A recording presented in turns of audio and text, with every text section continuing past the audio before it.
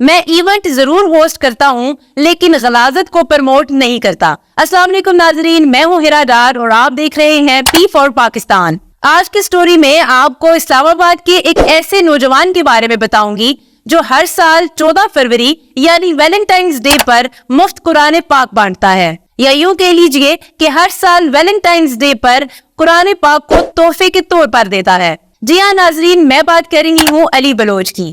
علی بلوچ کا تعلق یوں تو سرگودا سے ہے، لیکن وہ کام کی غرض سے 2014 میں اسلام آباد منتقل ہوئے۔ علی کا کہنا ہے کہ تب سے اب تک ہر کام کیا ہے اور کسی کام کو کرنے میں شرم یا آر محسوس نہیں کی۔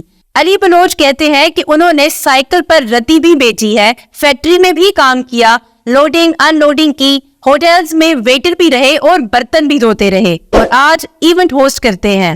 اس کے ساتھ ساتھ وہ ہر سال قرآن پاک تحفے کے طور پر مفت دیتے ہیں۔ اس سال بھی علی نے اسلام آباد کی ایک مارکی میں ایک ایونٹ ارینج کیا جس میں انہوں نے آنے والے لوگوں کو قرآن پاک تحفے میں دیے۔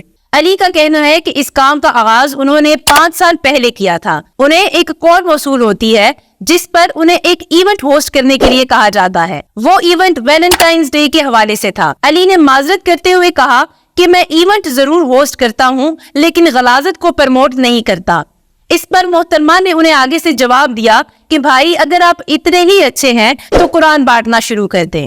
بس یہ بات سننا تھی کہ علی کے ذہن میں یہ آئیڈیا آ گیا، اور تب سے اب تک علی ہر 14 تاریخ یعنی ہر ویلنٹائنز ڈے پر مفت قرآن پاک تحفے کے طور پر دیتے ہیں۔ علی کا کہنا ہے کہ ان کا کسی NGO کے ساتھ کوئی تعلق نہیں ہے، وہ اور ان کے کچھ دوست اس کام میں ان کا ساتھ دیتے ہیں۔ علی چونکہ فرنٹ پر رہ کے یہ کام کرتے ہیں لیکن باقی کے دوست احباب پسے پردہ رہ کر ان کی مدد کرتے ہیں، اور ان 5 سالوں میں آج تک علی 10,000 سے زائد قرآن پاک تحفے میں دے چکے ہیں۔